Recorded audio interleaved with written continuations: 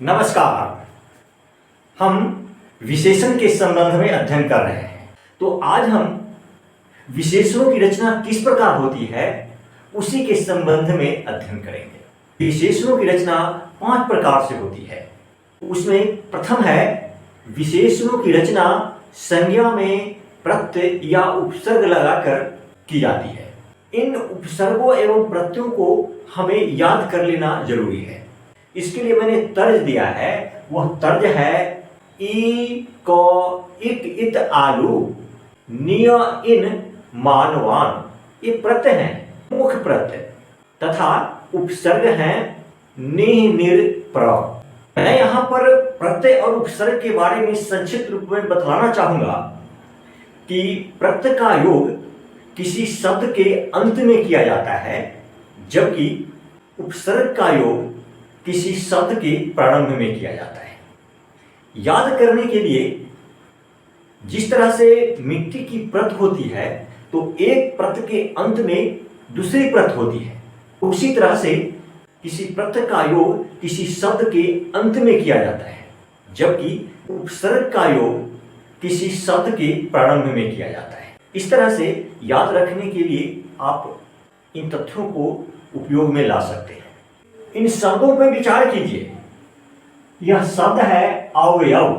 अवयव एक संज्ञा है। इसमें ई प्रत्यय का योग किया गया है तो अवयवी एक विशेषण का निर्माण हुआ है। अध्यापन एक संज्ञा है जिसमें क प्रत्यय का जब योग किया है तो अध्यापक विशेषण का निर्माण हुआ है।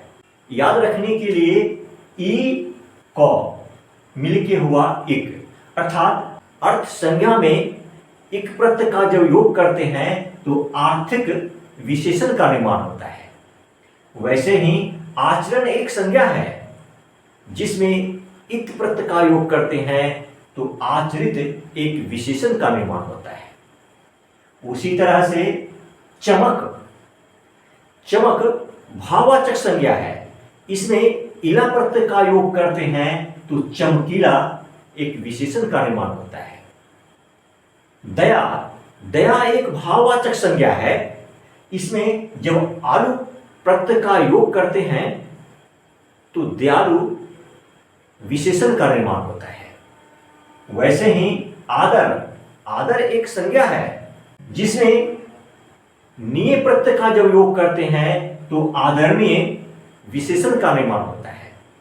यहां पर मैं एक बात बतला देना चाहूंगा कि निय में दंत न होता है और चूंकि आदर में र है, तो जब वैसे शब्द जिसमें र हो तो उसमें आने वाला न मूर्धन्य न होता है, इसीलिए इस दंत न का मूर्धन्य न हो गया है। उसी तरह से कुल एक संज्ञा है जिसमें इन प्रत्यय का योग किया है तो कुलीन विशेषण का निर्माण हुआ है। वैसे ही श्री संज्ञा है जिसमें मान प्रत्यय का योग होने से श्रीमान विशेषण का निर्माण हुआ है। वैसे ही धन भी संज्ञा है जिसमें वान प्रत्यय का योग करने से धनवान विशेषण का निर्माण हुआ है। अब यहां पर हम यह देखते हैं कि संज्ञाओं में उपसर्ग के योग से भी विशेषण का निर्माण होता है। जैसे कि संकोच एक संज्ञा है जिसमें निह उपसर्ग का योग किया गया है तो निसंकोच विशेषण का निर्माण हुआ है। वैसे ही दया एक भाववाचक संज्ञा है जिसमें निर उपसर्ग का योग किया गया है तो निर्दय विशेषण का निर्माण हुआ है। वैसे ही बल एक संज्ञा है जिसमें प्र उपसर्ग का योग किया गया है तो प्रबल विशेषण का निर्माण हुआ है। तथा काम एक संज्ञा है जिसमें नि उपसर्ग का योग किया गया है तो निकम्मा विशेषण का निर्माण हुआ है। तो इस तरह से हम ये देखते हैं कि किसी भी संज्ञा शब्द में प्रत्यय एवं उपसर्ग के योग से भी विशेषण का निर्माण होता है। विशेषणों का निर्माण सर्वनाम से भी होता है। हम सर्वनाम के बारे में अध्ययन कर चुके हैं। वहां पर यह भी अध्ययन कर चुके हैं कि सर्वनाम मूलतः 11 है और उन 11 मूल सर्वनाम से अन्य यौगिक सर्वनामों का निर्माण होता है। इसके लिए मैंने तर्क दिया है मैं, तू, आप, यह, वह, जो, सो, कुछ, कौन, कोई, क्या, यही 11 मूल सर्वनाम है। ये मूल सर्वनाम लिंग, वचन और कारक के अनुसार अपना रूप बदल देता है और उसके बदले हुए रूप को ही यौगिक सर्वनाम कहते हैं। सर्वनाम की रूपावली में लिंग, वचन और कारक के अनुसार सर्वनाम के बदलते हुए रूप को देखा है। सर्वनाम का वही बदला हुआ रूप यौगिक सर्वनाम है। जैसे मैं का बहुवचन हम, तू का बहुवचन तुम, यह का बहुवचन ये, वह का बहुवचन वे, वगैरह वगैरह अन्य सर्वनाम यौगिक सर्वनामों का निर्माण हुआ है। इन सर्वनामों से विशेषणों का निर्माण होता है। कहीं कहीं पर ये मूल सर्वनाम विशेषण का भी काम करता है।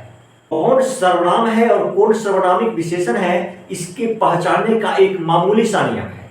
यदि सर्वनाम के बाद किसी संज्ञा का प्रयोग किया गया हो तो वह सर्वनाम सर्वनामिक विशेषण होता है। यदि सर्वनाम के बाद संज्ञा नहीं है तो वह सर्वनाम ही कहा जाएगा। इन वाक्यों पर विचार कीजिए। यह वाक्य है वह जाता है, वह यहां पर क्या है, सर्वनाम है। इस सर्वनाम के बाद जाता है क्रिया है, संज्ञा नहीं है, इसीलिए वह यहां पर सर्वनाम है। अब इन वाक्यों पर विचार कीजिए। वह लड़का जाता है, यहां पर वह भी एक सर्वनाम है, मौलिक सर्वनाम है। इस सर्वनाम के बाद लड़का एक संज्ञा है, इसीलिए वह यहां पर सर्वनामिक विशेषण है। स्पष्ट है कि सर्वनामिक विशेषण के बाद संज्ञा का प्रयोग होता है, इसीलिए सर्वनामिक विशेषण को सांकेतिक विशेषण भी कहते हैं, क्योंकि वह सर्वनाम यह संकेत करता है कि इसके बाद कोई संज्ञा आ रही है। मैं कुछ उदाहरण दे रहा हूं कि सर्वनाम से किस प्रकार विशेषण का निर्माण होता है। यहां पर देखिए, मैं एक सर्वनाम है जिससे मेरा विशेषण का निर्माण हुआ है। उसी तरह से हम एक सर्वनाम है जिससे हमारे विशेषण का निर्माण हुआ है। यहां देखिए, तू एक सर्वनाम है जिससे तेरा विशेषण का निर्माण हुआ है। आप एक सर्वनाम है जिससे आपसी विशेषण का निर्माण हुआ है। वह एक सर्वनाम है जिससे वैसा विशेषण का निर्माण हुआ है। यह एक सर्वनाम है जिससे ऐसा विशेषण का निर्माण हुआ है। जो एक सर्वनाम है जिससे जैसा विशेषण का निर्माण हुआ है। कौन सर्वनाम है जिससे कैसा विशेषण का निर्माण हुआ है। कोई भी सर्वनाम है जिससे किसी विशेषण का निर्माण हुआ है, तथा कुछ भी सर्वनाम है जिससे कितना विशेषण का निर्माण हुआ है। तो इस तरह से हम यह देख रहे हैं कि सर्वनाम से भी विशेषण का निर्माण होता है। विशेषण निर्माण का तीसरा प्रकार है कि दो या दो से अधिक शब्दों के मेल से भी विशेषण का निर्माण होता है। जैसे चलते चलते, चलते यहां क्या है, एक क्रिया है, उस क्रिया की पुनरावृत्ति की गई है, अर्थात ये चलते चलते एक विशेषण के रूप में है। अर्थात दो शब्द को एक साथ प्रयोग किए जाने से ये चलते चलते एक विशेषण का निर्माण हुआ है। भागते दौड़ते, भागते दौड़ते, यह भी क्या है, दो शब्द है। भागते एक शब्द है, दूसरा एक शब्द दौड़ते एक शब्द है। दोनों शब्द के मेल से भागते दौड़ते एक विशेषण का निर्माण हुआ है। उस तरह से चलता फिरता, चलता भी एक शब्द है, फिरता भी एक शब्द है। दोनों शब्दों का जब योग किया गया है तो चलता फिरता एक विशेषण का निर्माण हुआ है। टेढ़ा भी एक शब्द है, मेढ़ा भी एक शब्द है। दोनों शब्दों का योग किया गया है तो टेढ़ा मेढ़ा एक विशेषण का निर्माण हुआ है। वैसे ही गाते गाते, गाते भी एक शब्द है, गाते भी एक शब्द है। दोनों शब्दों का योग किया गया है तो गाते गाते एक विशेषण का निर्माण हुआ है। गरमा भी एक शब्द है, गर्म भी एक शब्द है। दोनों शब्दों का योग किया गया है तो गर्मा गर्म एक विशेषण का निर्माण हुआ है। विशेषण निर्माण का चौथा रूप है क्रिया से भी विशेषण का निर्माण होता है। जैसे लगना एक क्रिया है, इससे लागू विशेषण का निर्माण हुआ है। भूलना एक क्रिया है, जिसे भुलक कर विशेषण का निर्माण हुआ है। देखना भी एक क्रिया है, जिसे दिखाऊ विशेषण का निर्माण हुआ है। बेचना भी एक क्रिया है, जिसे बिकाऊ विशेषण का निर्माण हुआ है। तात्पर्य यह कि विशेषण का निर्माण क्रिया से भी होता है। विशेषण निर्माण का पांचवा रूप है अव्यय से भी विशेषण का निर्माण होता है। जैसे भीतर में जब ई प्रत्यय का योग किया गया है तो भीतरी विशेषण का निर्माण हुआ है। अव्यय बाहर में जब ई प्रत्यय का योग किया गया है तो बाहरी विशेषण का निर्माण हुआ है। उसी तरह से अंदर एक अव्यय है जिसमें ऊनी प्रत्यय का योग किया गया है तो अंदरूनी एक विशेषण का निर्माण हुआ है। वैसे ही नीचे एक अव्यय है जिसका बदला हुआ रूप निचला एक विशेषण है।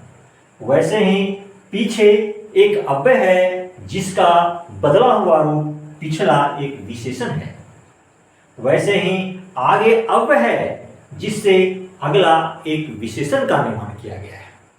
तो इस तरह से हम ये देखते हैं कि विशेषण का निर्माण संज्ञा से, सर्वनाम से, दो या दो से अधिक शब्दों के मेल से, क्रिया से और अव्यय से विशेषण का निर्माण होता है।